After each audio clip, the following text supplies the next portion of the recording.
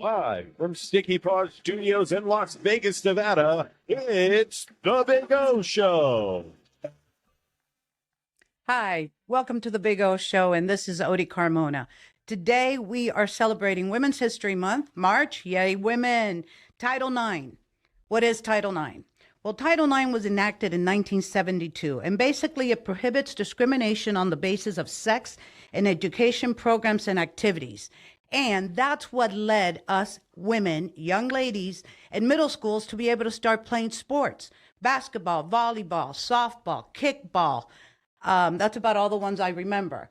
So I was trying to make memory on when did I discover sports? Well, always in elementary school, you had kickball and you played, outside in the yard.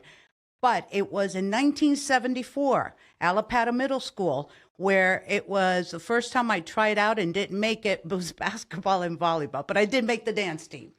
But anyway, so that was the start of how women came about in playing sports. And today, I'm fortunate enough to have two former WNBA players, but also pioneers is the best word I can say in getting the league and playing. And the first one I want to introduce is Adrienne Goodson. Adrienne Goodson, I met at a WNBA game last year. She's a former WNBA player, like I said, exceptional rebounding, born and raised in New Jersey, went to Old Dominion. She was an NCAA championship as a freshman, 3 double NCAA appearances, Sun Belt of the Year player, Kodak All-District, American Basketball League before the WNBA, 2-time All-Star, played in the WNBA when they had just started with the Utah Stars. And she was awarded the Community Assistance and WNBA All-Star. Welcome, Adrienne.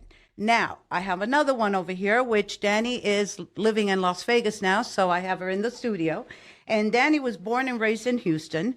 She's a Baylor graduate. The one thing that I remember that we were talking about, she's got 999 rebounds. She couldn't quite get to that 1,000. She played for the Utah Stars. So that's the connection between Adrienne Goodson and Danny Fontenot. And she played overseas, so she actually saw a lot of the world. She started in Greece, played in China, Israel, and Spain. But the most valuable player of all is she is a mother of 2. And that is heads up. So welcome, ladies. Thank you so much for joining me today. Women's History Month and celebrating Title IX. Adrienne, like I said, I met you at the game. And you and I talked right away, and we had a lot of things in common as far as wanting to get women's sports, women camps. And so talk a little bit about your experiences and how you started, because you went in before the WNBA was the WNBA. So how did that go for you?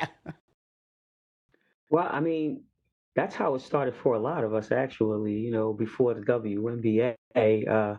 You got to talk to some of those young heads now, to talk about, pre-WNBA stuff. But, what a great conversation for us to have during, Women's History Month, and also to discuss Title IX. It's one of a kind to me. And my experience as a young girl, I watched guys play basketball.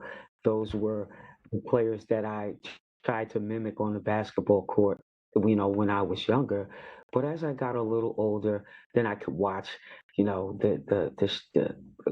Cheryls, and the Nancy Liebermans and the Ann Donovans, and Lynette Woodards, and all of Wow. those players that broke records that we don't talk about at this point in time. But this is a great way to honor our ancestors and to honor women's basketball, to have this conversation. Well, thank you for joining us. And Danny, you're right behind her, more or Yeah, less. that's my vet. I always give props. I'm like, look, when I came in, I was a rookie. I was there, and the vets of the team was, of course, good. She had called her Goody because that's how I was introduced to her. Adrienne Goodson and Natalie Williams and Jennifer Azzi. They made up the core of that team. Including Marie Ferdinand, who was also a young player there. But when I came in, I was a true rookie. It was like my first year. And I was like, dang, these women can ball. Listen. And so just learning so much about her. And so I love that, because you know what? She just mentioned names that I didn't know growing up, and so when you have layers as far as, like she said, the people who paved the way, and you start to really not just, when you really love the game, you study up on it, and you watch the ones who paved the way, the ones that did amazing moves that you've never seen before, and you start to really pay attention to these women that came forward and just had so much talent. And Adrian is definitely one of those people. Ah, listen to you, Elder. Yes, I was watching, and we'll get more into your careers and everything else, but I want to touch on something that, so the other day there was a basketball game, South Carolina and, oh my God, I can't remember. LSU. Thank you, George. Anyway, so the girls got into it, okay? Baby, got rowdy. Oh, okay. I have to tell you that, the center, bless her soul, she came out of nowhere. And, she got a lot of heat about jumping in, the shorter girl, this, that, and the other. But I mean, I'm talking now to two women that are 6 foot tall and I'm only 5'3". Okay. If you talk smack on the court, okay, I don't care how tall you are, even men. And I'm going to put a perfect example. And my husband was telling me that. Oh my God, what was the guard for Utah Jazz? He was a short dude, assistant.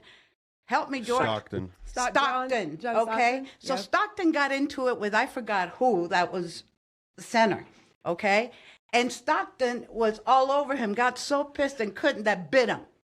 Okay. But the big men always come in to defend their guards. So what's the difference between women getting that hyped? And I mean, I don't agree with fighting. Don't take me wrong. Okay. I that's just not what you want to do in the sportsmanship you want to show.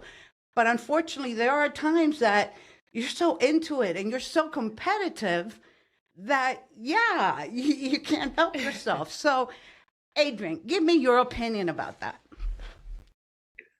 I mean, for me, I love all the excitement of the game, and I also understand that people can get, emotional. So that's why you have that such thing as emotional intelligence. But I enjoy the game, and I like that they get heated, and I like that they bring the excitement, and I like that you see every aspect of the game. With women's basketball, you see every aspect of the game. Now it's getting, it's crunch time, it's playoffs. Everybody's trying to make it to the dance. Everybody's trying to be one of those 64 teams. So I get it. And if you're a small player and you want to get in the mix, then that's what happens. Yeah. It is. Look, let me tell you, Goody said a word that I use a lot, emotional intelligence. And it's amazing that it's hard for people to have emotional intelligence when they are not physically at a height of your energy moving, like playing, and your, like you said, your emotions are all in it. And it can get rough to make smart decisions in a flash when you're so competitive. And I don't think people know, like, women's sports, like, we are competitive, and you're out there and it's physical and you're bumping and you're moving and you're fighting. And yes, it's entertainment. And at the same time, it is a sport that you love and you work hard. And around playoff times, it shifts into something else. Like, it's like this true passion and desire to really to win. And so I believe that things do get escalated and they can get heated, and there's some pushing and fighting or things of that nature. What I do realize is that a true character of a person does come when things don't go to suit them. And it's what you do sometimes after the fact, and I love that they were like, it got heated and there were apologies that happened. Exactly. And all of that. And so it's just knowing boundaries, when to tell yourself, okay, that's enough. But in the moment, sometime it happens. How can you? Now, Adrian, you played for quite a while, and I'm sure that in your years of competitiveness, you had those same type of, situations. So at that moment, as a rookie and now as an elder, what would you have done differently? I mean, listen, women's basketball is on is on an all-time high right now. Even Kevin Garnett, Paul Pierce, watching the show the other day, said it on his podcast that women's basketball is on an all-time high. and that he knows more women's basketball players' names than he does men's basketball players' names in the NCAA. Come You on. know, you go from Caitlin, Logo Kate to Juju, Oh, you know, bringing back names such as Lynette Woodard. We can go into Pearl Moore, who was the one who actually has the most points. But that was AW. So I don't want to get started. We'll go back to Louisa Harris, all of these people that we could talk about. Basketball's on an all-time high. I don't know if I would have reacted differently. I know for a fact, because I'm a big guard, if that little guard came at me, I'm not even joking with you. Women's basketball game is physical, and that's the aspect of the game that people don't understand, people aren't comfortable with. But the more and more women's basketball, is put in your face, the more and more you're going to see those different aspects of Yeah. the game. So kudos. incredible talent. Incredible talent. And then you also have to take into consideration the personalities of these young ladies. And you have to understand their backgrounds and their upbringing. And they all come from different walks of life. Okay. And, my thing was that I felt like I was too goofy. You know what I'm saying? I'm always going to find a way to laugh. I'd be like, oh, that girl pushed me, And it's not that I didn't get mad. I always I've gotten slung around. I was a small post player at, 6'1", 6'2", around there somewhere. And so, I had to play against Margot Diedick and practice with her. She's 7'2". And you have to understand that sometimes you do get slung around and you get hit and you get knocked. And even if it's an intentional knock, you know what I'm saying? Some women really respond to intentional physical touches in a different way. Yeah. And you just never know how they may react. And a lot of that comes with, learning yourself, especially if it's never happened before, but how to control your temper and to still be competitive and all of that. And so it does happen. And maturity along along the way. And that's why, you give props to coaches that help them through this. And, older players that talk, because at some point in time in your career, there's some stuff that happens, that's not as you would like, you're like, dang, if I could have took it back, I wouldn't have did it like that. It's life, after all. At the time, the same thing applies to women. You have to know who you're playing, who the players are, who you're playing against. So you have to be prepared for that game against that person that you're going to go one-on-one or whatever the case may be. Yes. Now, what I really enjoyed watching was Caitlin shooting with Stephen Curry. I thought she almost had him. I was like, oh my gosh, she's going to beat him. But of course, he came through at the last minute. But I think it really highlighted women, and I think it really highlighted the fact that, I don't know, they had there was an article in the paper somewhere where they said that if they were to recruit Bronny James and Caitlin, that she would be a higher recruit than him. And I'm like, okay, well, come on, let's not get carried away. But the fact is, she can, like my hubby has a saying, she wakes up hitting the net already. She gets out of bed and the ball goes in. So and again, why is she there? Because of both of you opening those roads and those trials and tribulations that you experience, opening that up to them and helping them navigate the world. Because right now it's a totally different world with NILs. Adrian, in your days, there was no such thing. Absolutely. And I can't say I'm not a little bit jealous on the short. Look, Goody, can they do some retro? Goody, tell them to spin it back again and come do something and get you paid, Goody. Because Goody, that name right there, that's an NIL deal. Come on. We can brand that. You got Baylor behind you. You did some fantastic things. And, I see some athletes out there that really aren't as talented, but they're because they have a scholarship to get money. And so, these NIL deals are important. And, the schools that have the NIL money are the teams that are going to be successful. Not every team, not every school, not every college, not every university has a huge NIL budget. But those teams that do, those are the ones that are going to be the teams that are going to be in the championships. Those are the teams that you're going to see in the playoffs because they can afford that caliber of player, unless they get somebody by default. Yeah, that is so correct. That it's starting to look like, um, the NFL or the NBA. The team owner that has more money can buy the big players and buy the championship. Now, also there was, I forgot what men's team is going union. There's a basketball team that, oh, I can't remember the name right now, but they're actually maybe unionizing. Really. And let me tell you, the NIL space is it's new.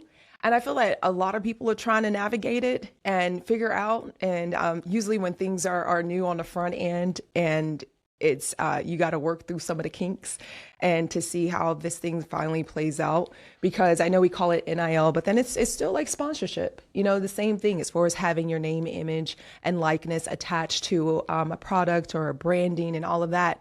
And it's funny because my dad, before this was a thing, he always told me my name was the one thing that I had that I was going to carry through life with me, and to be mindful of what I attach to my name. And so I think that the same thing applies now about just, learning who you are. And when you're young, you're still evolving and you're trying to learn like who you are and what you are and all this good stuff. And so it is a new space. And I think that there's guidance that's needed through that. And like you said, like stuff I didn't even know that teams are unionizing. Yeah, I forgot what college team, and I'll have to Google it and let you guys know, but they want to unionize. Now, Adrian, I have a couple more questions because, you were all over the place. Now, when you started playing for the, what was it, the American Basketball League, okay? How did that work? How many teams? And I'm sure there weren't that many. Well, I mean, just as many teams as there were in the WNBA. The difference between the two leagues is that the ABL was paying people what they were worth, which eventually ended up bankrupting them because they wanted to pay people what they were worth, and they didn't have the backup sponsors the way that they needed to have them. We had Reebok at the time.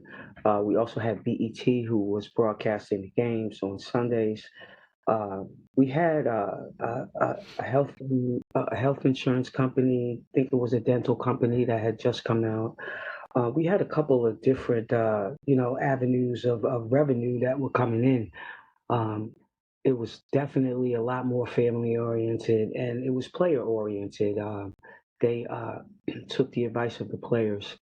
The CBA, we didn't actually have a CBA set up, but our contracts were set up, and they were really nice. Um, Definitely. And the CBA, that's the collective bargaining agreement. Say that again. I said that's the CBA. Is that the collective bargaining agreement? Yes. Yeah. Yes. Okay, thanks for the My acronym. CBA has it set up. Yeah, and so, but like I said, the contracts were definitely strong, and set up so that we could have a livelihood and not have to go overseas if we didn't want to. If the league had the money and had the sponsorships, I really don't think that the players would have went over to the WNBA because it was just that much better in comparison because the WNBA had the salary caps. They were barely paying them, and there were a lot of disgruntled players at that time. So it was fortunate for them that the ABL folded, and then now you have all of the best players in the world in the league. In the league. At that time, Okay. still the best players were in the American Basketball League. If you look pound for pound with all of us that came over, from myself to AZ to Yolanda Griffith, Natalie Williams, to Teresa Edwards, the list goes on and on. Shirley Sam, everybody was basically in the ABL. So the WNBA, really capitalized on the league folding. Man, you just learned me something, like for real. Just that knowledge of the background with you being like having a lived experience of that, and just giving some more history and insight to what that was, because I knew of it. I graduated high school in 1998, and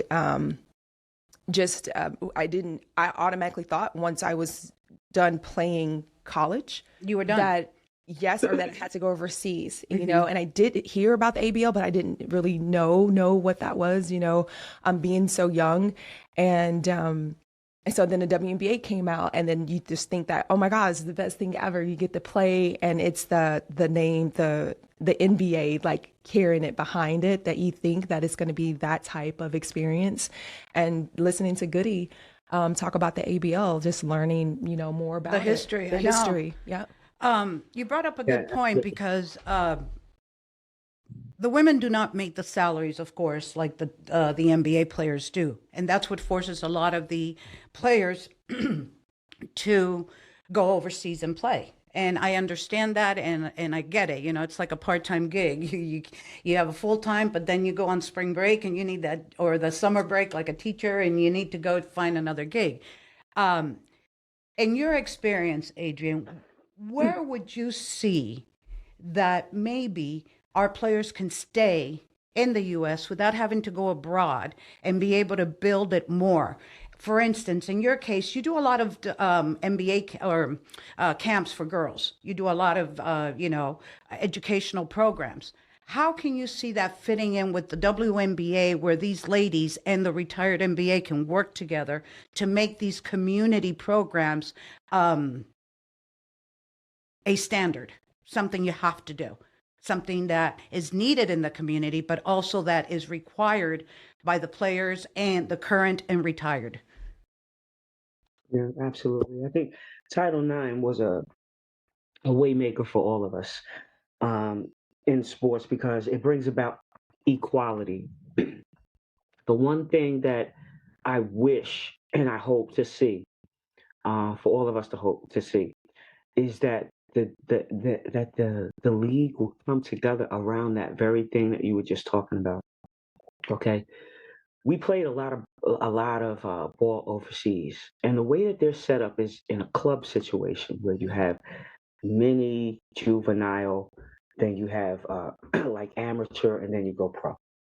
So you have this club, and they have all of these kids, and they're running through it, and they're playing all of these teams. So they play on the same team until they eventually become a pro, if they decide to stay home, or now they have the option to come to play in the WNBA. In the meantime, there's a lot of honing involved in that, where they're filtering these kids through this program so that they know the plays, they know the system, they understand what it's all about. Um, on the men's side in the NBA, the NBPA, the National Basketball Players Association, has a top 100 for boys. Mhm. Okay, and they have it every single year, so that all of the coaches know all of the best players that are coming out, and they have this handful of players that they can pick, which are from the United States and also internationally. So that's set up for them. So they're set up to be successful. On the women's side, we don't have that.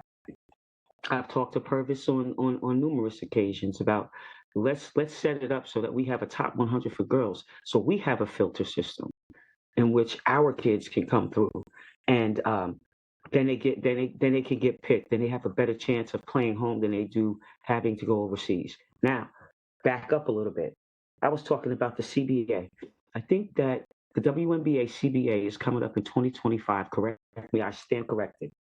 I couldn't It is tell you, so I'll leave that alone. it is imperative that the players that are sitting on top, the players that are on the player committee. I was on the player committee. Um, advocate for the league. Really an advocate for the players, advocate for the retired players. We have to have people on this committee who is going to be an advocate for the future, period. And that involves salaries, that involves 401ks, that involves retirement, that involves just healthcare, which is also a Title IX situation, which we haven't grasped upon in the NBA or the WNBA. On the men's side, there is retired players who have full coverage insurance. On the women's side, that doesn't exist yet. So we have stuff that exists as far as and there has been movement, having conversations with Nancy Lieberman, talking to her about, healthcare. We do get breast screening now. So that's an awesome deal. Okay. But That's I would very good. love That's so the important. I would love the full coverage health insurance. I would love the retirement. Okay, I'd love to go over to the office in New York and pick up a check. No kidding. No Because of- kidding. It's because you're Danielle Fontenot. But no, I agree with everything you're saying. The disparities are still there. Now, the fact that there's a lot of work to do, of course, and hopefully, like you said, you get those players advocates at the table with the owners saying, look, this is something that is needed. And the other thing I want to touch upon is how to prepare WNBA players to transition now into not being a player and just going into the business world. What do you do with all that talent, all that experience, the world knowledge?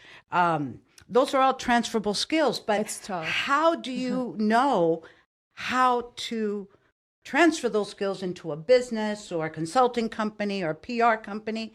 I feel that a lot of and not only just basketball players, let's go every sport, men's sports, they all transition into something. They do. They do. And I think a lot of times it's either an owner or someone in the community that just assists them in knowing what to do, where to go, and what to invest in. And I'd hope to see that in the women's sports. How do we develop all these players like yourself and some that will be retiring, they're not going to be young forever, transition them into the business world, into the corporate world or educational, nonprofit, however. How do you see that coming along, Danny? Well, it's, and just to real quickly bring that in, what Goody was saying as far as the processes for certain things, and she mentioned a few organizations. Speaking personally from my experience is that, and I've said this before, it's those gaps in between. So like when I was playing ball in middle school, I didn't start playing basketball until the 7th grade. So I didn't know anything about fast tracking myself to playing professionally until, went from middle school to high school basketball, and then from high school basketball to college basketball, and from college basketball to, the WNBA, and the transition of where the game starts to elevate and increase and the talent gets more, competitive and all of that. Let me tell you, I was in it and I had no idea about the process. I didn't know anything about the recruiting process. I didn't know anything about how quickly I was going to leave my senior year and then be into the league. And then after the season ended and then shifting and then going overseas. And I swear I was just this kid from the hood and standing in the middle of Greece, like what? Culture shock. What? I didn't speak the language, didn't know of how to just really grasp everything that had happened from the draft and everything in my college career. It's like you're in it and you're trying to navigate it as best you can. And so I really think that I'm thankful that, my dad was very active into what I was doing, and I had that guidance. So I think, having a mentor, having your parents be involved in this, and having more knowledge about what things are happening as you're making that transition from going to playing collegiate basketball into playing it professional, like as a job, because there's the business of basketball. And I went in just like I was playing college ball, and then it's different because your coach is not just your coach. This is also considered, your boss. Exactly. It looks different. It feels different. And so that transition is so important on the front end and on the back end. There's some synergy that needs to happen. And so when you're done, like I didn't get to go to any, what do you have during a year? It's called, job fairs. Career fairs or anything at school. We traveled. Basketball season is one of the longest seasons, is it not, Goody? It's like a very long season. It is. And other than baseball. Baseball's the longest. And so you miss some of these things. And then while you're playing, you mentioned like the WNBA season is in like the summertime. And then the overseas season is an 8-month long season. So you're almost playing basketball year round. Your body doesn't really get a break. Your mental doesn't get a break. You're away from family. There's a lot of things. It's a layered type thing, right? Mm-hmm. And so once you start to kind of get into those layers, you're like, whoa, there's a lot. And when you are done, and you're at the age of you're like, what am I going to do? A lot of times, you have those transferable skill sets that are amazing, but is someone working with you to put that on your resume? A lot of people want to know, what experience do you have? And it takes some time to find your lane. There's a lack of business acumen that you don't have. I was a first generation to go to college. I was the first in my family to start a business, and I did a lot of knocks along the way, but most of it was self-taught. And so maybe that's why I feel passionate about helping players, especially young ones, start to see the bigger picture. I'm not saying that you're not going to have a long, beautiful, wonderful career, but things happen, injuries happen, things change, women we want to have a family and a baby. It's just exactly. You gotta. How do you balance that? So, now, Adrian, I have a question for you, because in your early years, and I say early, I'm a lot older than you, but still, in your earlier years, you definitely had no training. There was no pathway. You basically created your own pathway or your roadmap on, get out of high school, go into college, and then, wow, I have this opportunity. Was there anyone or any type of assistance, like for instance, interviewing? Okay. I see athletes interview, and sometimes I can tell the rookie, the first time you got in, I can tell because they're like not quite, but then you have your seasoned athletes that, man, they can boom, boom, boom, boom, boom, boom. So how was that for you? Because I'm sure that you got a chance to be interviewed and, at the very beginning. And how was that world from where you came from that, and then you stepped into that next level? Yeah, absolutely. I was fortunate enough to go to a school in Old Dominion University that had a fantastic communication program. And I also was surrounded by some great coaches and some great people who had already lived that life before me, like Wendy Larry and Mary Ann Stanley and Ann Donovan and Nancy Lieberman, and, all of these people that had already stepped onto the stage before I did. And prior to me being nominated for Kodak All American, they put me through a whole bunch classes, not classes, but I would have to, they would give me skits. And I want to say shout out to Debbie Byrne right now for that. And she would give me skits. And then I would sit there in front of the camera to get rid of that camera shy and skits. And then, the magic question is, why should you be considered an All American? And then I had to come up with that. And, I answered it. And, there was a lot of takes involved in that. But I had some people around me that were grooming me. And that was fortunate because the situation with everybody, if I had waited until the etiquette classes that I received at WNBA, if I had waited until, the different things, all of these, the interviewing skills and stuff like that they gave us, if I had waited until 1999, that would have been a bad scene.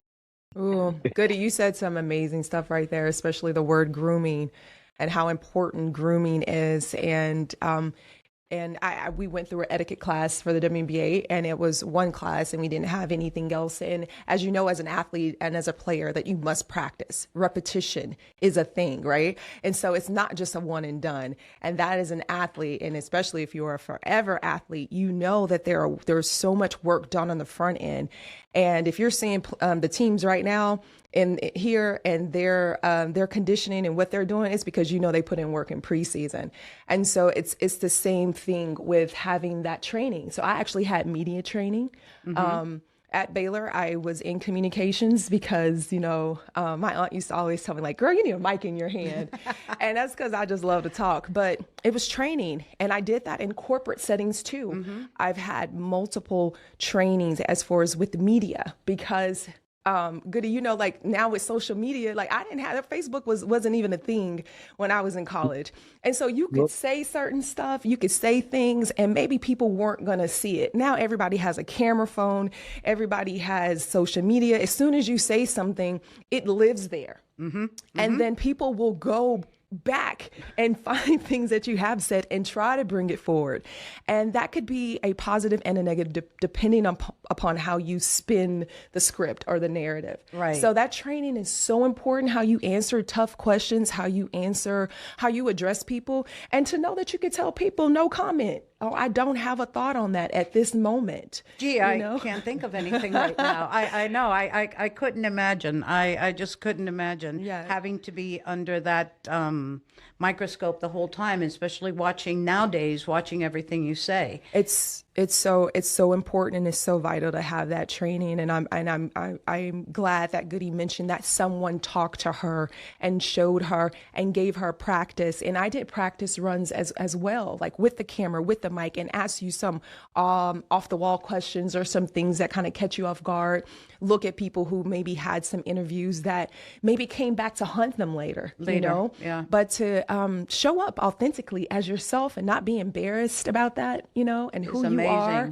You don't have to become some other thing to represent yourself. And I always say this Lauryn Hill line, like, respect is just a minimum.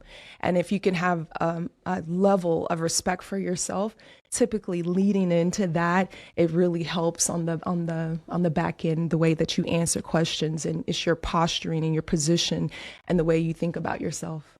Definitely. You have to have that training regardless in anything you do in life. Because at the end of the day, what you are is selling a product, and that is you.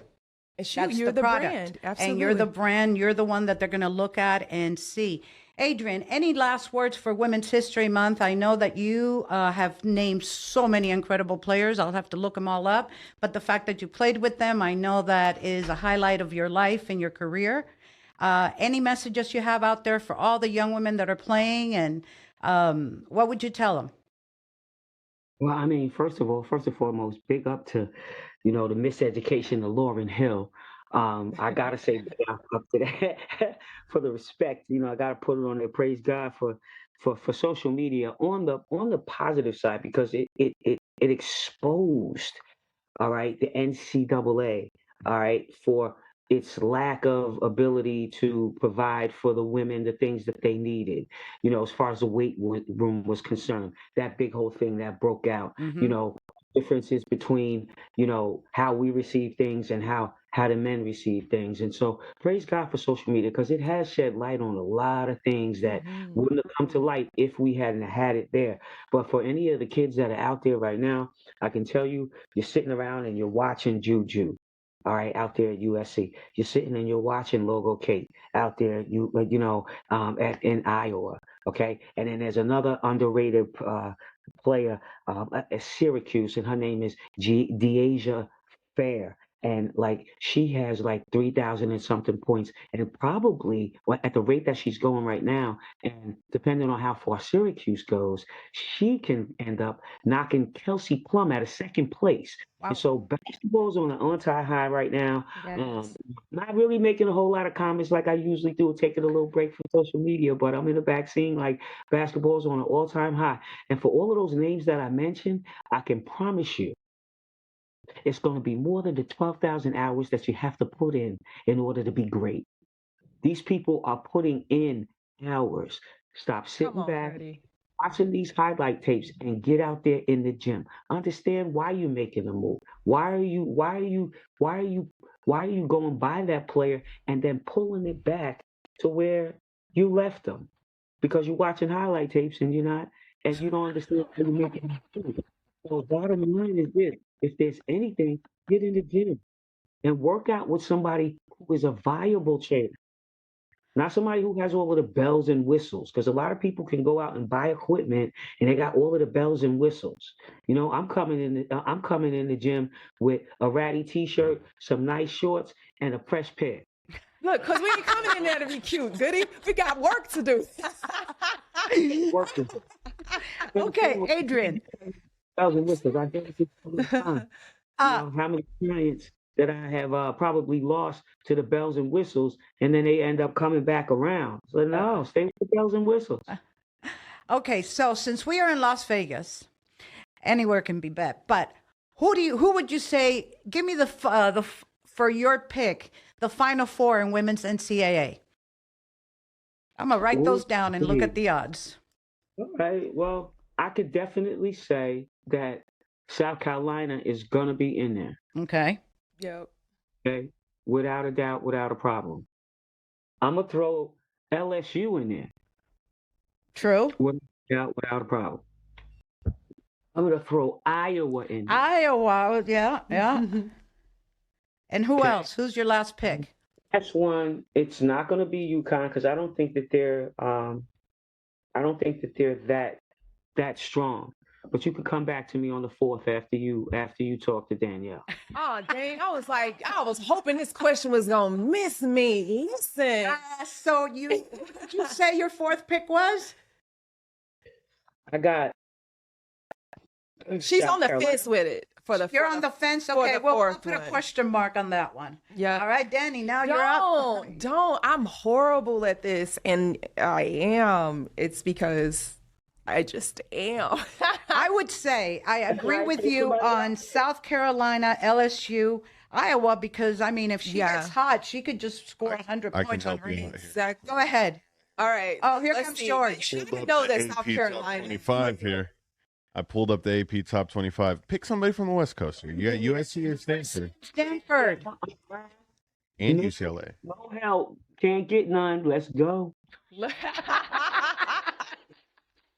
go. Let's go. Throw somebody out there. Oh, gosh. Oh, gosh. All right. Well, So like that, it's in the cards. yeah. All right. Yeah. Well, I'll And tell then you what, we'll hook. my last team. I apologize. My last team is Stanford. Okay. I Hey. got you. All right. Yep. We're going to leave And you with a can back question that up mark. if you Yeah. want to, Listen, I like that list though because I do, and for several reasons and stuff, But and then you just got a taste of it with the South Carolina and LSU matchup. You know Yeah, what I'm yeah. saying? They gave them a preview of some things and just how competitive that this year, this time around, baby. I think it's anything. That's the thing about the big dance. It's like. How exciting, huh? It's so exciting. And then you think you have it. And let me tell you how people brackets get a shakeup at some point throughout this whole process. And it gets interesting, especially for someone that you may be considering an underdog. Because I remember going in as an underdog and, to this tournament. But it is amazing. And you're going to see some great teams. But I think what Goody has right here with South Carolina, LSU, that's a parlay Iowa, right there. and Stanford. Yeah. Well, I'll tell you a quick story about underdogs. I could tell you, Texas gonna have something to say about it. Okay. Texas gonna have something to say I'll tell you about what. it. Yeah. Okay. Oh, I know USC, they are. Southern Cal with Juju's gonna be in there. That girl already broke the freshman record. Listen. That's why I keep telling people, leave Logo Kate alone and let Not her Logo have Kate. it. Yes. Because bottom line is this: she's dredged up names from the past, like Lynette Woodard. Okay, she's dragged up names like Louisa Harris. She's dragged up names, Cheryl Miller. She's brought all of these players back into the forefront, which is where they should have been all along. Definitely. Let's have her for a moment, because what Juju is going to do is going to be something that maybe nobody might get for a longer period of time. Yes. Yeah. And you know what? I love that this young lady, I do not know her, but of course we are hearing her name. We was hearing her name before she even signed, right? Because she's that type of player. But what I do like is when I see her interview. And I like the way she engages with her team. And I like the way that she gives credit where credit is due. And it's a lot to come in and be that player, the premier player. Because there's a lot you have to take emotionally. Oh, definitely. And a lot of criticism you're taking lot also. of criticism. Because there's haters out there It's regardless. some haters, and you Yeah. gonna feel it, and Yeah. you have to be able to be emotionally well balanced to deal with that, because it's not that you don't deal with things. And if someone has that great of a God-given talent, please believe that she is putting in work. Exactly. Nothing comes for free. Not Nothing. one thing. All right. Well, Adrian and Danny, thank you so much for celebrating Women's History Month, talking about Title IX, Absolutely. definitely giving out the pointers. We're going to get the skin secrets later, right? Because Goody, I'm like, girl, come on now. Your complexion, I know. Baby. Come on. Don't tell them when you played. I was trying to add up them years. I said, I know you lying. Not with that skin that's glowing on the screen. Yeah, I promise I tell you, my mother was always a fan of Ivory soap. I don't and Hey. me, gotta keep it old school. You got that right. Grandma, God bless her soul. Mama, Ivory Soap or Dove, one of the two. Anyways, thank you, Adrian. We will be catching up with you closer to the championship, and we'll see how well these 4 teams are doing, and we'll talk more. And also, again, we'll be talking about that basketball camp. There's going to be a lot more news coming about how we are going to do the Just Hoops girls basketball camp in Las Vegas. So stay tuned for that. Danny, as always, it's a pleasure to have you and talk to you. And thank you so much for coming today. Thank you for having me. Always, always. All right. This is the Big O. Thank you. Bye-bye.